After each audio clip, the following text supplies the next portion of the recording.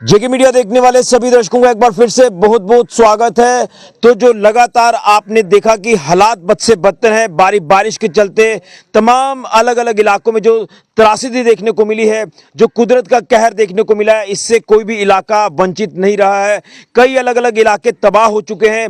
तो लगातार हमने सांबा से ग्राउंड अपडेट्स आपके तक पहुंचाने की कोशिश की कि कौन कौन से इलाके तबाह हुए हैं। लेकिन अगर जिला सांबा के रामगढ़ सेक्टर की बात करें तो ये इलाका भी काफ़ी प्रभावित हुआ है।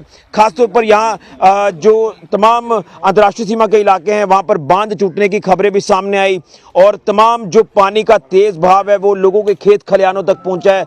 कई जगहों पर पानी इतना ज़्यादा हो चुका है, वाटर लॉगिंग इतनी ज़्यादा हुई है। तो स्थिति का जायजा लगातार लिया जा रहा है। हमारे साथ मौजूद हैं रामगढ़ विधायक डॉक्टर डीके मन्याल जी। तस्वीरें आप स्क्रीन पर लगातार देख रहे हैं कि अलग अलग एरियाज का दौरा किया जा रहा है, नुकसान का आंकलन किया जा रहा है, जायजा लिया जा रहा है कि किस तरह से फौरी तौर पर यहाँ के लोगों को भी राहत मिले, क्योंकि पहाड़ी इलाके और मैदानी इलाके ये लगातार प्रभावित हुए और अभी भी एडवाइजरी प्रशासन ने जारी की है कि अलर्ट अभी भी है। हालांकि अभी थोड़ा सा मौसम जरूर साफ हुआ है, लेकिन किस तरह से स्थिति का जायजा लिया जा रहा है, कैसे लोगों को मदद पहुंचाई जाएगी, जानने की कोशिश करते हैं। सर, लगातार आपकी तरफ से रामगढ़ का अलग अलग जो एरिया है वो आप विजिट कर रहे हैं, जायजा ले रहे हैं। काफ़ी पानी यहाँ पर इकट्ठा हुआ है, वाटर लॉगिंग हर जगह है, पूरे खेत खलिहान बर्बाद हो चुके हैं, बांध भी टूटे हैं। किस तरह से स्थिति का जायजा लिया जा रहा है और इस समय की सिचुएशन क्या है, किस तरह से लोगों की परेशानी का हल किया जाएगा, क्योंकि लोग काफ़ी परेशान है इस त्रासदी से, जो ये संकट एक बड़ा संकट पड़ा है। सर जी ऋषि, आप देख रहे हैं ये नेचुरल डिज़ास्टर है।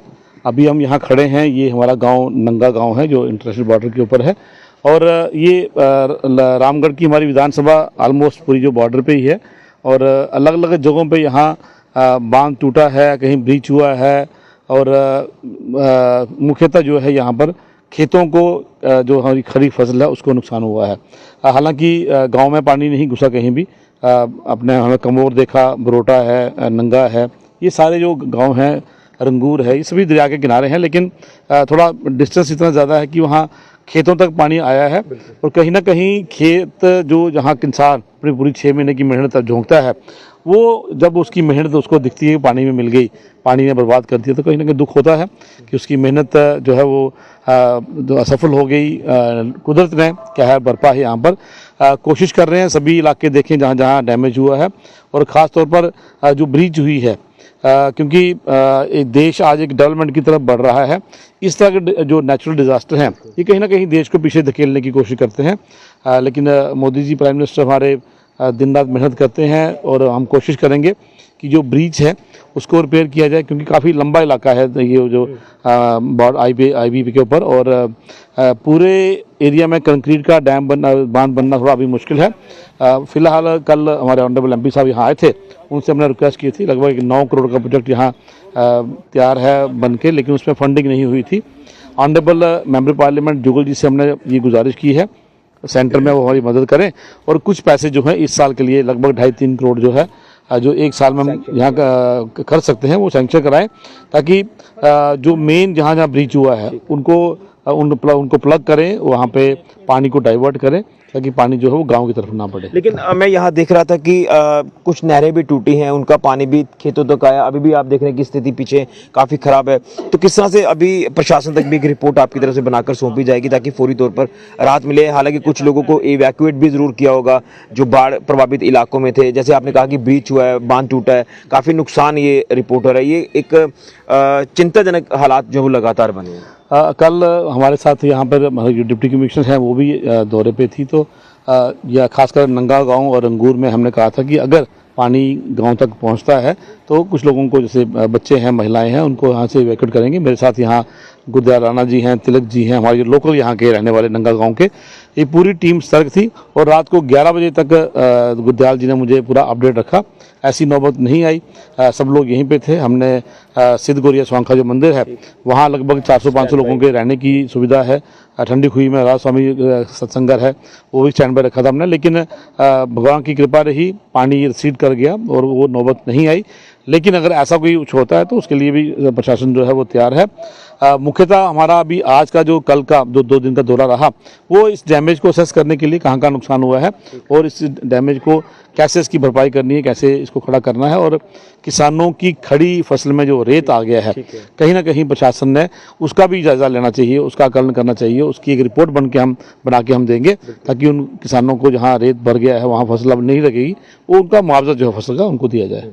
यानी हम ये कह सकते हैं कि आने वाले दिनों में जो राहत है वो जरूर दी जाएगी इन लोगों को। बिल्कुल, जो किसान है जिसकी फसल खराब हुई है वो अगर किसी का घर टूटा है वो अब रामगढ़ में आप देखें जो सिटी प्रॉपर टाउन में वहाँ पानी वाटर लॉगिंग हुई है, कई मकान वहाँ जो उनका डैमेज हुआ है, कुछ नालियाँ कुछ जो ड्रेनेज वाली टूटी हैं वो तो रिपेयर करेंगे, लेकिन जो पर्सनल किसी का लॉस हुआ है, कोई घर टूटा है, कोई दीवार टूटी है, उसका भी जो खमियाजा वो जो उसका जो कंपनसेशन है वो देंगे। लेकिन किसान का मैं समझता हूँ कि जिसकी फसल जहाँ खराब हुई है वो हमारी पहली रिस्पॉन्सिबिलिटी है, प्रायोरिटी पे है कि जहाँ जहाँ फसल खराब हुई है उस फसल का उस कितने किनाल है उस हिसाब से गवर्नमेंट के हिसाब से वो उसका एक रिपोर्ट बना के देंगे और उसको मुआवजा जो है जल्दी से जल्दी दिलाने की कोशिश भी करेंगे। चलिए, बहुत धन्यवाद। तो देखिए, बिल्कुल हम किसी का कसूर नहीं निकाल सकते क्योंकि लगातार आप देख रहे हैं कि पब्लिक रिप्रेजेंटेटिव जो हैं वो लगातार ऑन ग्राउंड डटे हुए हैं और जब से मौसम साफ हुआ, हालांकि कल से भी लगातार मैराथन दौरे अलग अलग पब्लिक रिप्रेजेंटेटिव अपने अपने इलाकों के कर रहे हैं क्योंकि कोई इलाका सांबा जिला का बचा नहीं है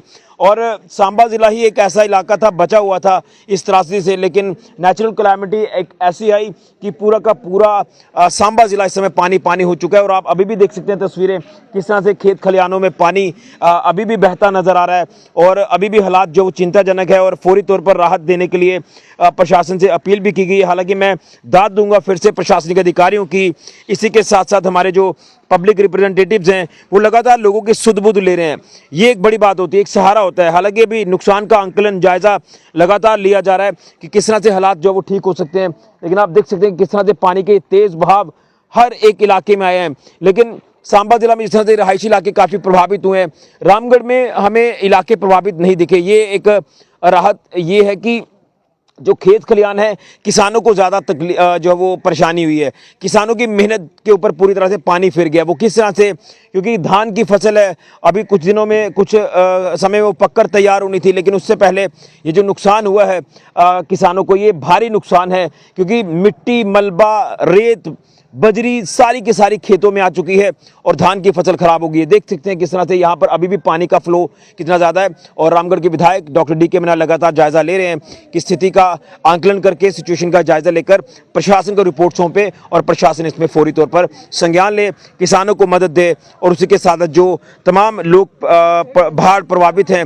उनको जो है राहत दी जाए। तस्वीर आप लगातार स्क्रीन पर देख रहे हैं, तो कोई इलाका बचा नहीं है। हम भी लगातार ग्राउंड से अपडेट आपको पहुंचा रहे हैं कि हालात कैसे हैं। तो रामगढ़ भी पीछे नहीं है, रामगढ़ के हालात भी काफ़ी चिंताजनक हैं, दयनीय हैं। लगातार इन हालातों को सुधारने की कोशिश प्रशासन की तरफ से और पब्लिक रिप्रेजेंटेटिव्स की तरफ से की जा रही है। फिलहाल के ऋषि खजुरिया, जगे मीडिया के लिए।